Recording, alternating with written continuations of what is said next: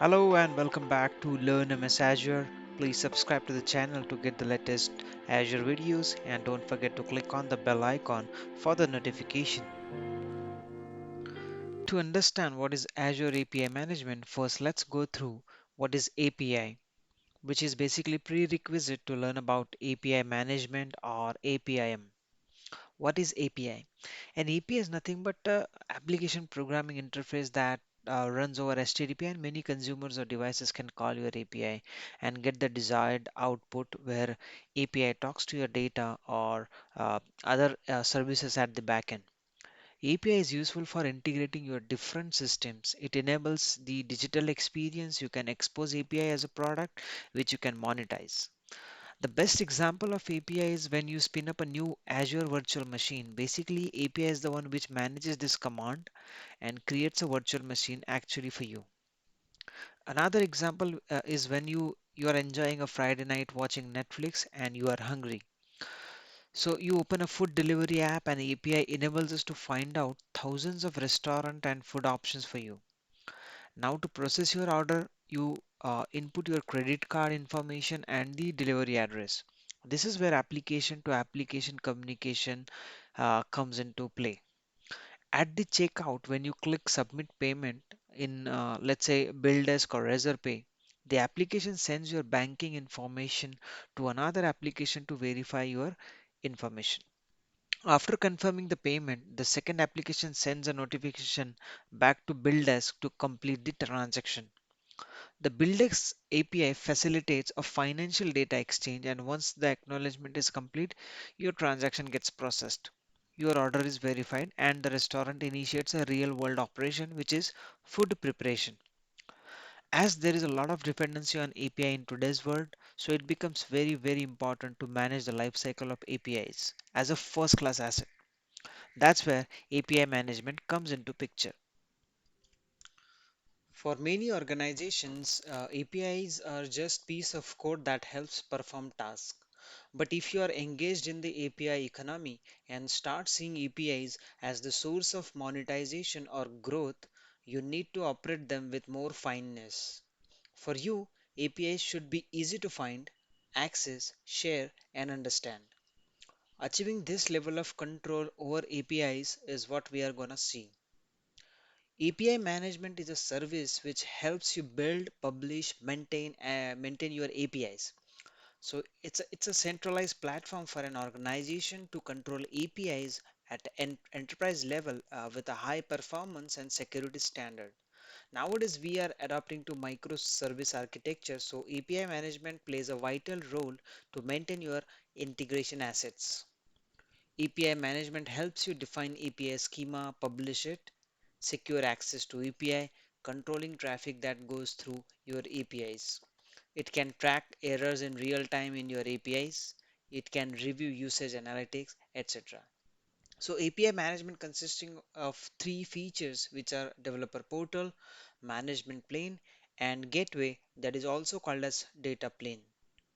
These are already provisioned by Azure when you create instance of API management and it's completely a managed service. So let's go through one by one. So first is API gateway. API Gateway acts as a facade to the backend services. It makes your backend abstract from API consumers. You can make changes and evolve your backend architecture or implementation without impacting API consumers. A gateway accepts API calls and routes them to the appropriate backend. This also verifies your API keys or JWT tokens provided with your request. You have policies which you can transform your request and responses. The second one is management plane. So whatever features I explained about gateway can be implemented by API providers using user interface called as management plane. So this acts as a mean to do important tasks while implementing your APIs, such as request response transformation, caching, rate limit policy, etc. API providers interact with this service through this option that is management plane. So you can use management plane to provide and configure API settings. You can import your API from existing or open API specification as well. And you can set up different kinds of policies. Third one is a developer portal. So this is an open source developer portal which is created when you create API management instance. You can customize this as per your needs, which you can provide, which can provide the documentation of your APIs. And app developers use the open source developer portal to discover the APIs, onboard to use them, and learn how to consume them in applications. Using this portal, developers can read API documentation, they can call an API via interactive console, they can create an account and subscribe to get API keys, access analytics on their own usage, download API definition, they can manage API keys. So that's about developer portal. Now we have a different integrations with Azure services with API management. So API management integrates with many complementary Azure services to create enterprise solution, including Azure Key Vault, Azure Monitor, Application Insights, virtual networks, private endpoints, application gateway, and also importantly Azure Active Directory for developer authentication and request authorization. Now let's go through some demos. So first let's create API management instance. So I'll just go to API management services and I will just hit on create command, and then it will ask me to fill in details like resource group, region. So I will select UK South for now, and I need to just enter resource name here. Then need to insert the workspace detail. So I will add workspace test, and you need to enter the email ID, and this email ID will be used to in the developer portal to get the notification. And if you just scroll down, then there is a pricing tier option.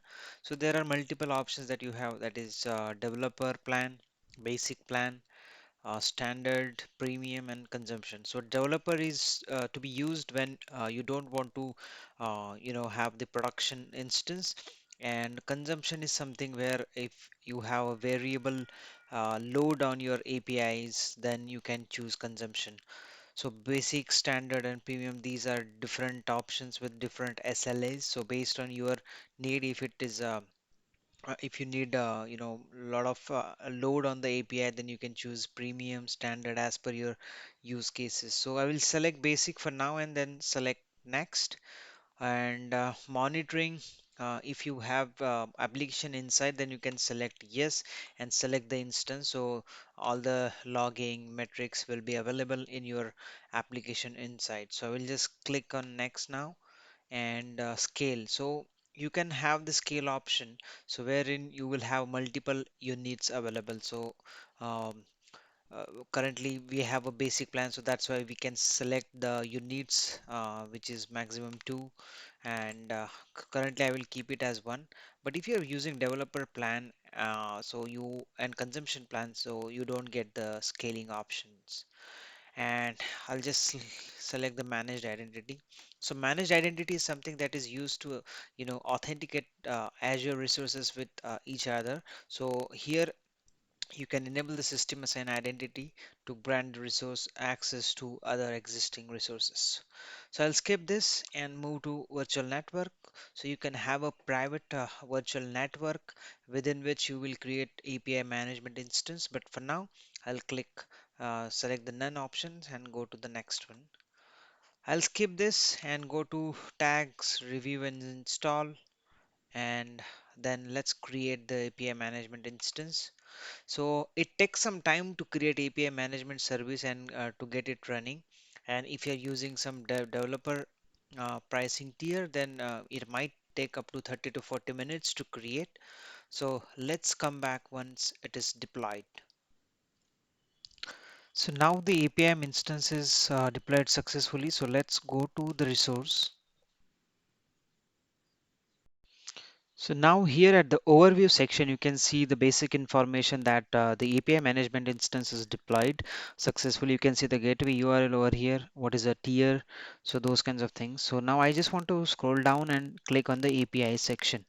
So This will list all of your APIs present. So at an enterprise level, you might have a different sets of APIs, right? So all these will be listed here. And if I click on this API, this Eco API is by default created when you create API management instance. So there are different operations. So this once you click on API, it will show you all operations. So you can say API is a collection or a set of operations, so which might list down all the endpoints that are present over here, right? And now let's try to create one API.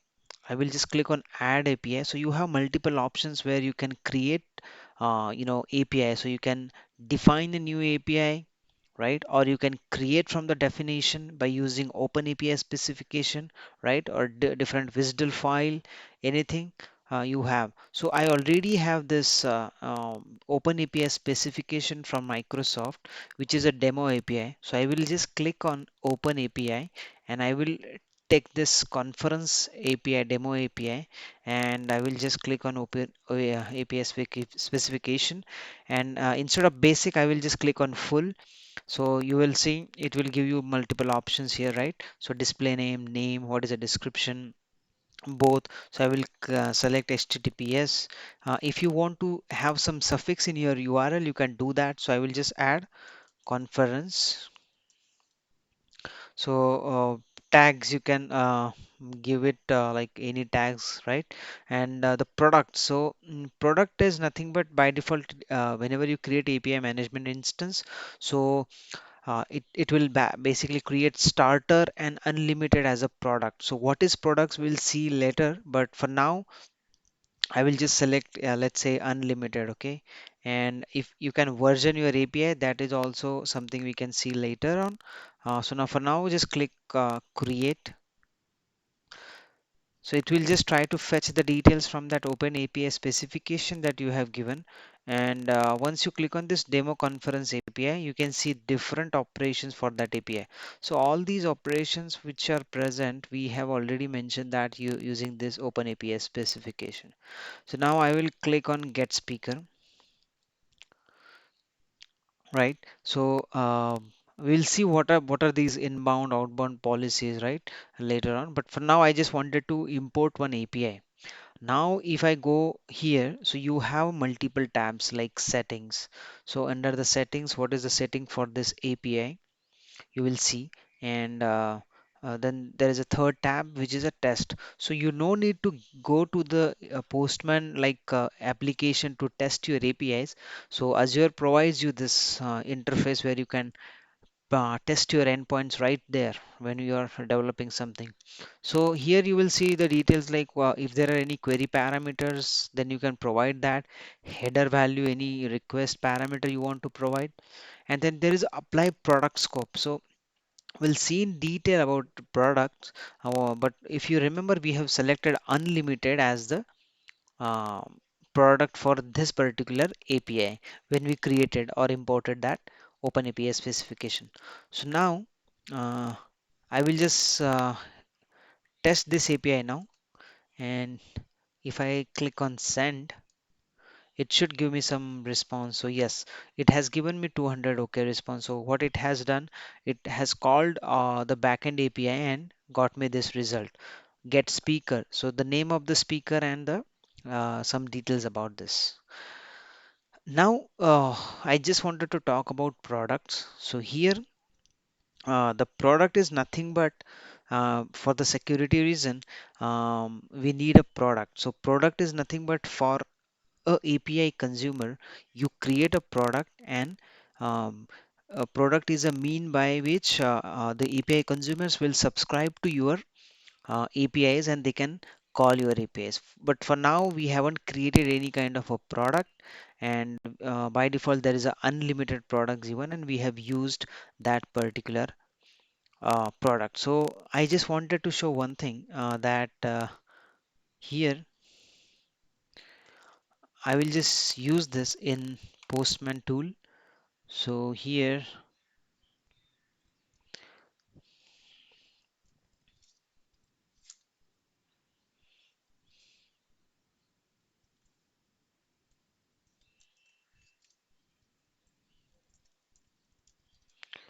So if I just click on send here, I have used the same URL, and you see you have got 401, that is access denied 401. So it is nothing but similar to the 403 forbidden, because your request was denied by the API management layer. And if you read the message here, access denied due to invalid subscription key, make sure to provide a valid key for an active subscription. So what happened here? When we called API in this test window, so it did not give any error, but now in the Postman it is giving you error because this test option or console is basically integrated in Azure API management. So if you remember, we have selected product as unlimited. So what it has done behind the scene, it has actually used a right subscription key. Now we will see what is subscription key.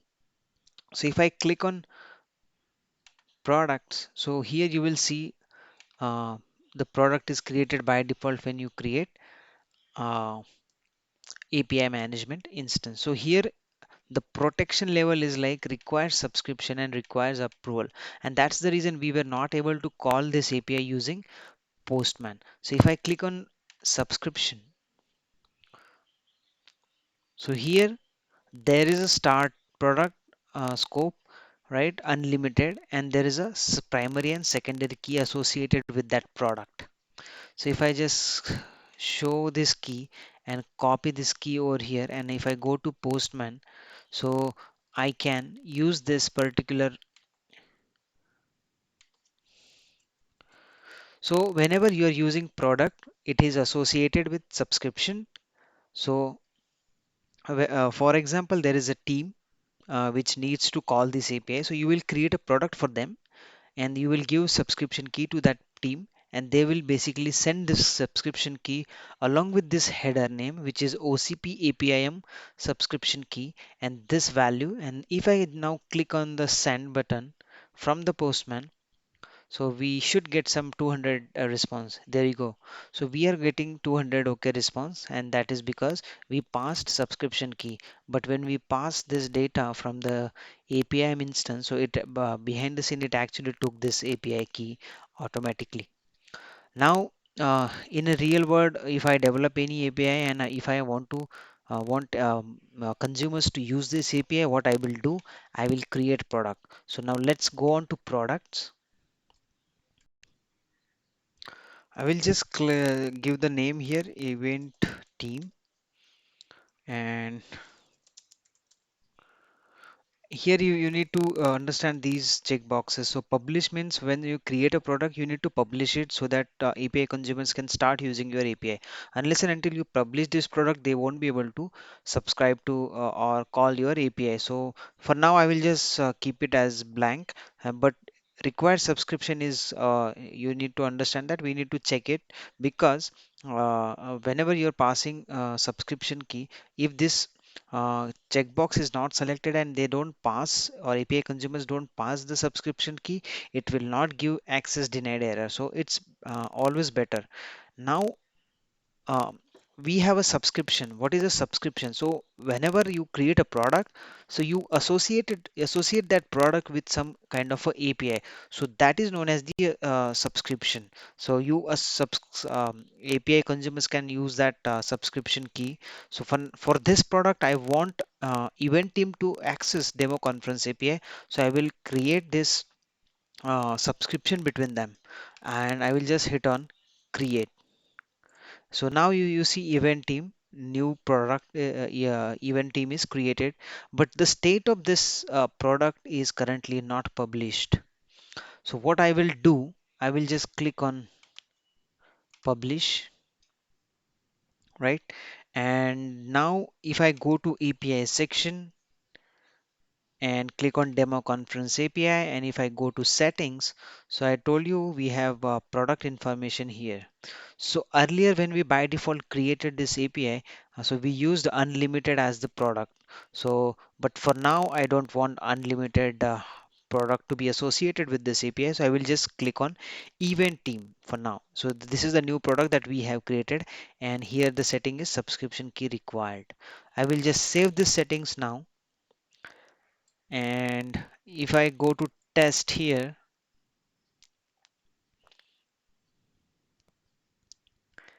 so in the test you have to select the operation. I will select get speaker and I will add some value, let's say 2, and product is not selected. And here you can see if no product is selected, the interactive console will use built-in all access subscription key. So for the test window here, even if you don't provide, it will use some subscription key which has access to all the APIs. So that is only for this test console. But let's select event team. You see associated product was populated already, and now I will click on send. So we got 200, and this time the speaker name is changed because we changed the ID. Now if I go to Postman collection, so this was the subscription we used, and it gave me successful response. I will again click on the same data, and you see you have invalid subscription key because we deleted that subscription key or that product from the API, and that's the reason it failed. Now if I go to products, if I go to event team, so here we have a demo conference, and if I click on subscription, so here show keys, I will select copy this subscription key, go to Postman, replace the old existing subscription key, paste it here, and send the request. So it should give me the response. So it is working fine. So if I just try to change the data, so it's working fine. So now what we understood as of now is there is a product and there is a subscription concept. So APIs operation. So first you create API, then you create a product so that your API consumers can start using your APIs. So that's about APIs. What is operation? What is products? What is subscription? And in the subscription, if I go here, so you see there is a this one subscription already by default created built-in all access. So I told you in the test console, basically this subscription will be used if no other product is selected. Now I just wanted to discuss about policies. So if I go to APIs and select any API and select any operation within that API, let's say get speaker, and let me minimize this. So here you will see different options like front end, inbound processing, outbound processing, and back end. So we discussed about management plane in the start of this video. So at this management plane, we can do number of operations. So this is the user interface that is provided for you to change menu options. So that is known as the management plane.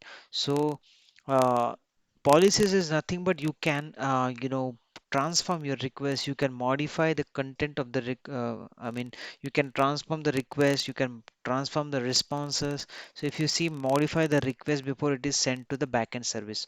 So whenever any consumers call your API, so it will first come to gateway, and then from there the policies which is inbound processing or inbound policies, that will be executed first. At the second layer, it will be executed after that in the backend section.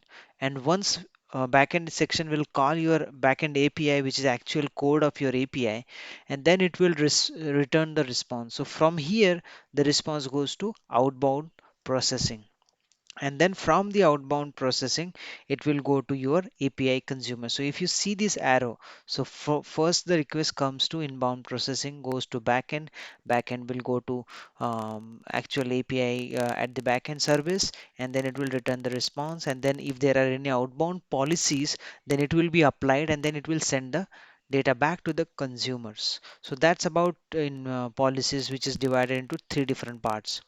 So let me just go to policy code editor. So you see here policies, under policies you have inbound, you have backend, you have outbound, and then you have on error as well. So the base means actual end operation. So there are different levels of policies. So first is API level policy, which is actually you can mention which will be applied to all the API operations present in that API. And currently we are at the operation level policy. You can even describe some policies at the product level as well. So that's about policies. So I just want to show you one simple example of policy. So currently what is happening with the get speaker API is, let's say you are calling API, so it is actually going call to the backend API, which is conference API, and then it will fetch the result and give it to user or consumers. Now, let's say you just started the development of API, but there is no actual backend code developed. So still there are consumers, right? So you don't want to just wait for developers to complete the backend service. So what you can do in the inbound policies, I will just click on add policy and I will just select mock response, right? So in the mock response, which response you want, that you can select. So there are a number of operations. So here 200. So I will just select 200 as is. I will save it. So once you save this, so you will see here, you will see mocking is enabled. So currently, whenever you are calling get speaker, but its backend is not ready yet, but still, whenever API consumers are calling the API management URL, so they will not get any error or something. So they will get 200 because we have enabled mocking for this. So let's go to Postman and I will hit again the same URL and you see you got the 200. And the reason we are not getting any object because we have not defined any payload with the mock response. It is not an actual call. So I will go back to this front end, and in the front end you will see request response. So I will click on response. So I will click on 200. So in the 200 you have this JSON sample, and here let's say I need to send some name.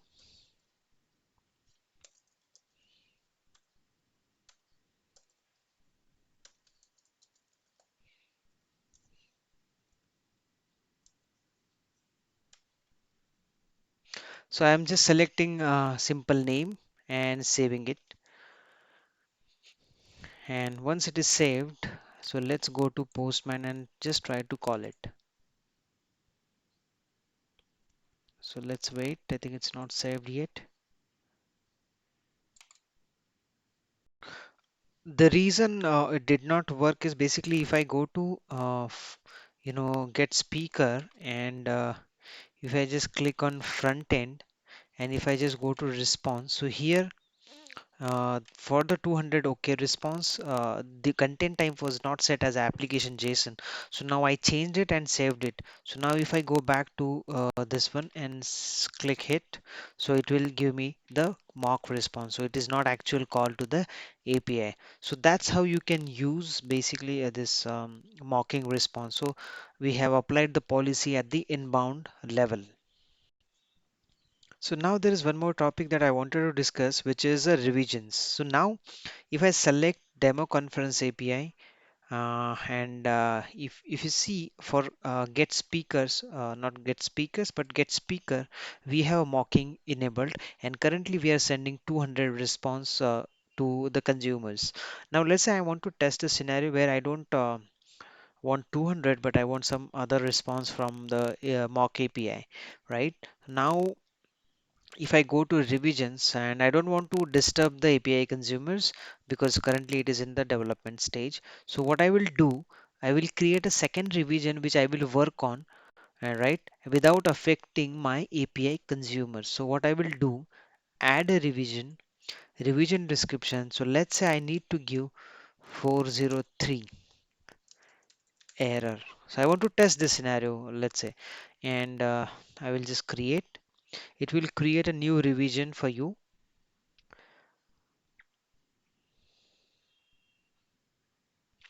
Okay, now it has created this revision, but there is a second column which is a current. So if you see the current is marked to the old version of the API.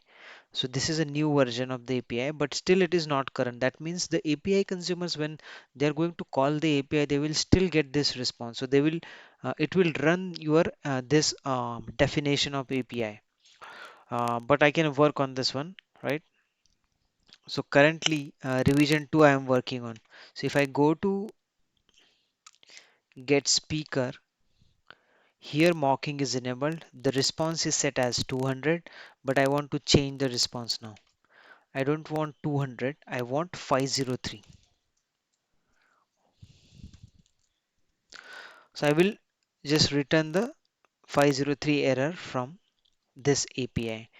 And if I go to definition,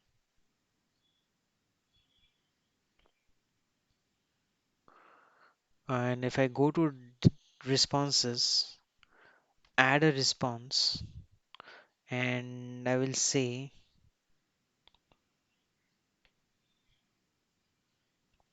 503 service unavailable,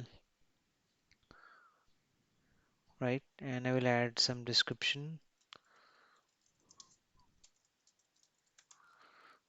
and I will just click on save. So this is done. Now if I go to the postman and if I hit the same endpoint, so I should get 503. I think it's not saved. Sorry, my bad. So now currently we have changed the revision, but it's not actually marked as a current. So I will go to this revision and make it current and save it. So now API consumers will get the 503 error. And if I just click on hit, so you are getting 503 unavailable. So now what we have seen is basically a revisions concept. So you can work on API definition without affecting your API consumers. So now we have seen how to import API from Open API specification. We have seen what is APIs, what is operations, what are products and subscription, how they are related, and what are the different kinds of policies we have in API management.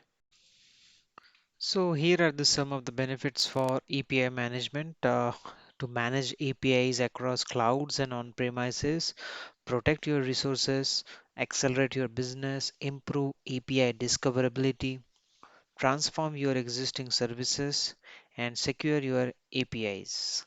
So that's about what is mean by API management for now. Thank you.